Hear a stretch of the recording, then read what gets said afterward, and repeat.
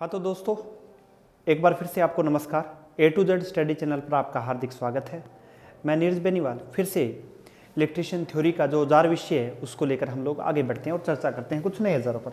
तो प्यारे दोस्तों, उससे पहले हमने प्लायर पर चर्चा की, हमने हैमर के बारे में पढ़ा और आज हम जिसके बारे में चर्चा करने जा रहे हैं वो पढ़ा है पेचकस। क्या है? पेचकस। अब पेचकस का नाम से पता चलता है पेच को कसने वाला। अरे पेच को कसने वाला या फिर पेच को क्या करने वाला? खोलने वाला। पेच को क्या करने वाला? कसने वाला या पेच को खोलने वाला जो भाग है वो क्या कहलाता है? पेचकस कहलाता है। क्या कहलाता है? पेचकस। तो प्यारे दोस्तों, हम सबसे पहले और बात करते हैं पेचकस की। तो ये आपका पेचकस है। आपका ये क्या है? पेचकस है। और पेचकस के अंदर आपका ये भाग है वो क्या है? हैंडल है। इस भाग को यहाँ से यहाँ तक को क्या कहते हैं? सैंक कहते हैं। और आगे जो इसका मुंह है उसको क्या कहते हैं? टिप कहते हैं। वो अलग अलग टाइप के होते हैं, किसी के टिप टाइप होता है, किसी के फ्लेट टाइप होता है। तो हम जो इसका साइज है पेचकस का वो यहाँ पर है 15 सेंटीमीटर, 20 सेंटीमीटर या 30 सेंटीमीटर। यानी 15 सेंटीमीटर, 20 सेंटीमीटर और 30 सेंटीमीटर ये इसका साइज है। क्या है? साइज है।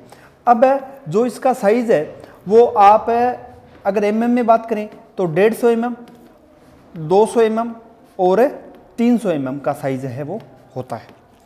ठीक है, पेचकस का। और पेचकस है वो कई प्रकार के होते हैं। जैसे आपका ये फ्लेट टाइप हो गया, कई बार क्रॉस टाइप आता है, कई बार यू टिप आता है। तो 3 प्रकार के होते हैं, क्रॉस टाइप, और एक कौन सा आता है? फ्लेट टिप, और तीसरा कौन सा आता है? You tip. ये 3 प्रकार के आपके पेचकस के क्या होते हैं? अपने कह सकते हैं प्रकार हो सकते हैं। इसकी आगे वाली बिट के आधार पर 3 प्रकार से, क्रॉस, फ्लेट और यू टिप। और अगर मैं इसे आगे की बात करूं तो जो इलेक्ट्रिशियन यूज करता है वो लगभग आपका कौन सा करता है बेटा? फ्लेट टिप यूज करता है। कौन सा टिप करता है? फ्लेट टिप आपका जो इलेक्ट्रिशियन है वो इस पेचकस का औजार के रूप में उपयोग करता है। और लगभग इसका जो साइज रखा जाता है वो 8 से लेकर और 30 सेंटीमीटर के बीच में साइज होता है इसका। यानी लगभग आप ये मानो कि 300 mm तक का जो पेचकस है वो इलेक्ट्रिशियन मैकेनिक क्या करता है? यूज़ करता है। और इसका उपयोग कहाँ होता है बेटा? इसका उपयोग है वो पेच को खोलने और कसने के लिए उपयोग में आता है। तो दोबारा देखो, पेचकस क्या है? पेच को कसने खोलने के लिए जिस औजार का सहारा लिया जाता है उसको बेटा पेचकस कहते हैं। 3 साइज होते हैं, 15 सेंटीमीटर, 25 सेंटीमीटर और 30 सेंटीमीटर। और एमएम में बात करें तो 150, 200 और 300। फ्लेट टाइप, यू टाइप और क्रॉस टिप, ये इसके प्रकार हैं। और जो आपका यूज़ करता है इलेक्ट्रिशियन वो 8 से 30 फ्लेट टिप का क्या करता है? यूज़ करता है। अगला जो औजार है हमारे पास वो है आपका पोकर। पोकर का एक नाम ब्राउल भी है। पोकर को क्या कहते हैं? ब्राउल भी कहते हैं। क्या कहते हैं? ब्राउल। या फिर बेटा इसको क्या कहते हैं? सुम्बी भी कहते हैं। क्या कहते हैं? सुम्बी। अब इसका साइज है वो लगभग 200 mm। कितना? 200 mm। या फिर अपने क्या कह सकते हैं, ये 20 सेंटीमीटर का होता है। क्या होता है? 20 सेंटीमीटर का होता है। और इसमें एक चीज़ और मैं आपको बताना था मुझे, जो आपका ये पेचकस है, जो आपका क्या है? पेचकस है, उसका जो आकार होता है वो शैंक और टिप लंबाई के अनुसार होता है। शैंक कितनी है, टिप कितनी है, उसके हिसाब से पेचकस का है वो क्या लिया जाता है बेटा? साइज लिया जाता है। तो उसी को हम आगे बढ़ते हैं। और आगे आपका जो सुम्बी को पोकर कहते हैं। पोकर का दूसरा नाम क्या है? ब्राउल है। इसका जो साइज होता है वो 20 सेंटीमीटर यानी 200 mm का इसका साइज होता है। अब ये जो सुम्बी है इसके अंदर क्या होता है? इसका यूज़ कहाँ होता है? पोकर का। पोकर का यूज़ क्या होता है? कोई भी चीज़ जैसे लकड़ी की है तो लकड़ी की है तो जिस स्थान पर अपने को छेद करना है उस स्थान पर मार्किंग करने के लिए किसका यूज़ किया जाता है? सुम्बी, ब्राउल या फिर पोकर का यूज़ किया जाता है। कोई लकड़ी की कोई है, जैसे आप कोई सपोज करो आप वायरिंग कर रहे हो तो वहाँ पर कोई लकड़ी की है और वहाँ पर अपने को कोई चीज़ लगानी है तो वहाँ पर उस चीज़ को मार्किंग करने के लिए सुम्बी, ब्राउल या फिर किसका यूज़ किया जाता है? पोकर का यूज़ किया जाता है। और रोल प्लग टूल है वो भी बेटा इससे मिलता जुलता है। अगर आप कोई दीवार है, ठीक है, कोई दीवार है तो दीवार पर आप मार्किंग करना चाहते हो तो वहाँ पर आप किसका यूज़ करोगे? रोल प्लग टूल का यूज़ करोगे। और रोल प्लग जो टूल होता है वो माइल्ड स्टील या फिर कार्बन स्टील का बनता है। माइल्ड स्टील या फिर किसका बनता है? कार्बन स्टील का बनता है। तो आपको दोनों चीज़ें समझ में आनी चाहिए। ब्राउल, सुम्बी या पोकर का यूज़ कहाँ पर किया जाता है? उसका उपयोग किया जाता है बेटा किस पे? लकड़ी पे। और रोल प्लग जो टूल है उसका उपयोग कहाँ पर होता है? लगभग आपका दीवार पर होता है। उसके बाद में जो आपका अगला भाग है वो कौन सा है? देखो जरा आगे देखो बेटा, इसमें नंबर 3 अब इसमें आपका क्या है, नंबर 3 में देखिए आप लोग, फेज टेस्टर। अब फेज को टेस्ट करने के लिए, फेज को टेस्ट करने के लिए किसका उपयोग किया जाता है, फेज टेस्टर। क्या भाई उसमें फेज में करंट है या नहीं है, उसको टेस्ट करने के लिए हम लोग फेज टेस्टर का उपयोग करते हैं। ये इसका सेंक है और ये इसका क्या है, टिप है। क्या है, टिप। अब इसमें एक कार्बन रजिस्टर होता है। क्या होता है, कार्बन रजिस्टर। कार्बन प्रतिरोधक लगा होता है प्रतिरोध के रूप में।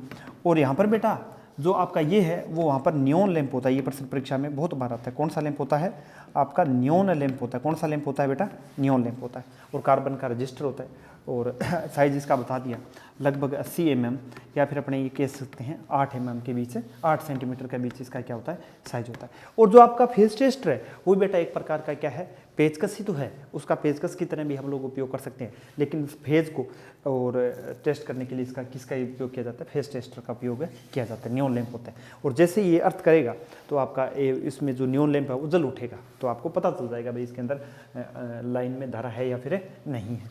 ये इसका भाग है। ये आपका कह सकते हैं इसका जो भाग है ये जेब में डालने के लिए एक प्रकार का हैंडल है ये, ठीक है। और कितनी वोल्टेज पर काम करता है फेज टेस्टर, तो फेज टेस्टर आपका काम करता है 500 वोल्ट तक। फेज टेस्ट है वो कितना काम करता है, टेस्टर है वो 500 वोल्ट तक आपका काम है करता है। और कितनी वोल्टेज तक काम करता है, 500 वोल्ट तक बेटा आपका काम है करता है। उसके बाद में अगर आप आगे की बात करें नेक्स्ट तो वो है आपका इलेक्ट्रिकल नाइफ, इलेक्ट्रिशियन चाकू, ठीक है। इसको क्या कहते हैं, इलेक्ट्रिकल नाइफ कहते हैं। इसमें बेटा 2 प्रकार के ब्लेड होते हैं।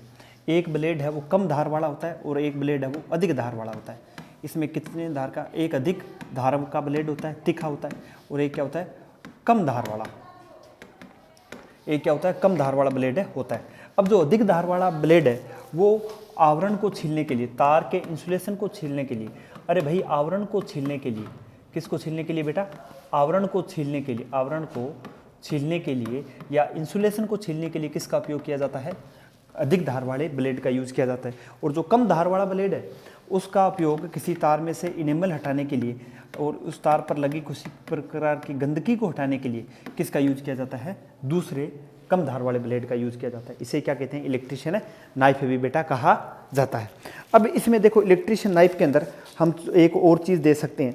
कम धार वाला जो ब्लेड होता है वो जीआई तारों पर, किस तारों पर है, जीआई तारों पर काम में आता है गैल्वेनाइज्ड आयरन में। उसके बाद में टेस्ट लैंप है। अब टेस्ट लैंप है वो एक प्रकार का फेज टेस्टर ही है। शॉर्ट सर्किट की अवस्था को जांच करने के लिए किसका उपयोग किया जाता है, फेज टेस्टर का या फिर टेस्ट लैंप का उपयोग अपने करते हैं। अब इसके अंदर जो बल्ब होता है वो लगभग कितने वाट का होता है, 60 वाट का। कितने वाट का होता है, 60 वाट का। ये तार है और ये आपका क्या है, लैंप है और होल्डर में लगा हुआ है। तो किसी चीज़ में धारा चल रही है तो लगा के देखते हैं, अगर धारा चल रही है तो जैसे उस पर ये आपका टेस्ट लैंप जोड़ेंगे तो उसमें बल्ब उठेगा, जल उठेगा, चमक उठेगा, तो मतलब उसके अंदर किसी भी प्रकार की धारा है। अगर नहीं है तो मतलब वो परिपथ क्या है, ओपन सर्किट है, उसका प्रतिरोध अनंत है, उसके अंदर धारा नहीं है। और बल्ब जल गया तो मतलब धारा बह रही है, प्रतिरोध उसका कम है। तो शॉर्ट सर्किट की अवस्था को जांच करने के लिए हम लोग टेस्ट लैंप का उपयोग बहुत प्रकार की मशीनों के अंदर करते हैं। उसके बाद में आपका स्क्राइबर है। अगला क्या है, स्क्राइबर। अब बेटा स्क्राइबर क्या होता है, स्क्राइबर लगभग आपका प्लेन प्रकार का, डबल प्रकार का, इस प्रकार का होता है। और क्या होता है, किसी भी सरफेस पर जहाँ पर पेंसिल काम में नहीं आती है, जहाँ पर बेटा क्या काम में नहीं आती है, पेंसिल काम में नहीं आती है, तो उस स्थान पर जो मार्किंग करने के लिए किसका यूज़ किया जाता है, स्क्राइबर का यूज़ किया जाता है। और ये स्टील या फिर कार्बन स्टील का बनता है। किसका बनता है, स्टील या कार्बन स्टील का बनता है। अब अपने आगे चलते हैं थोड़ा सा और आगे बात करते हैं। नेक्स्ट आप देखो, हाँ नेक्स्ट आपका भाग है फाइल या फिर इसको क्या कहते हैं बेटा, रेती कहते हैं। फाइल या रेती सबसे पहले तो बनती किसकी है, तो लगभग ये कास्ट स्टील की है, वो बनती है। और रेती का मतलब काम कहाँ आता है, तो लोहे के कणों को काटने के लिए यहाँ पर किसका उपयोग किया जाता है, फाइल का उपयोग किया जाता है। फाइल्स कहते हैं इसको, अंग्रेजी में क्या कहते हैं बेटा, फाइल्स कहते हैं। क्या कहते हैं, फाइल। रेती अलग अलग उसके साइज़ के अनुसार के हिसाब से, आकार के हिसाब से, कार्य के आधार पर इनको अलग अलग तरीकों में बांटा गया। तो इसके अलग अलग साइज़ है, जैसे आपका 150, 200, 250, 300 mm हो गया, या फिर अपने क्या कह सकते हैं 10 सेंटीमीटर, 15 सेंटीमीटर, 20 सेंटीमीटर, 25 सेंटीमीटर और 30 सेंटीमीटर। ये फाइल के क्या है बेटा, आकार है। फाइल के क्या है, आकार है। और ये भी एक प्रकार का, इसको कटिंग औजार भी कहते हैं, क्योंकि ये जो अलग कण थे या जो सरफेस स्मूथ नहीं था उसको स्मूथ करने के लिए किसका यूज़ किया जाता है, किसी भी जॉब को फाइल्स या कटिंग औजार का यूज़ किया जाता है। अलग अलग प्रकार है, जैसे राउंड रहती है, फ्लैट रहती है, हाफ राउंड है, या फिर सब कट रहती है, सब अलग अलग प्रकार का है। और जो इलेक्ट्रिशियन यूज़ में करता है वो 250 mm की हाफ राउंड रहती, हाफ राउंड रहती, या फिर अपने क्या कह सकते हैं बास्टर्ड रेती। कौन सी रेती बेटा, बास्टर्ड रेती का उपयोग किया जाता है। 250 mm की हाफ राउंड रेती या फिर बास्टर्ड रेती का क्या किया जाता है, उपयोग किया जाता है। और किसकी बनती है, कास्ट स्टील की बनती है। ठीक है, ये पीछे का भाग है, इसको हैंडल कह सकते हैं, ये बॉडी है जो कास्ट स्टील की आपकी बनती है। साइज के हिसाब से अलग अलग है। ये देखो जैसे आपकी ये जो रहती है वो कौन सी है, राउंड रहती है। ये बिल्कुल फ्लैट है तो ये फ्लैट रहती है, और ये राउंड के कार में तो हाफ राउंड रहती है, और ये रासपट रहती है, इस पर थोड़े थोड़े दाने से है। तो ये आपके आगे बेटा फाइल के प्रकार, किसके प्रकार आगे, फाइल के। आगे देखो इसमें आगे जो भाग है वो अपने पढ़ेंगे चीजल के बारे में। किसके बारे में, चीजल के बारे में या फिर छेनी के बारे में। ठीक है प्यारे दोस्तों, धन्यवाद।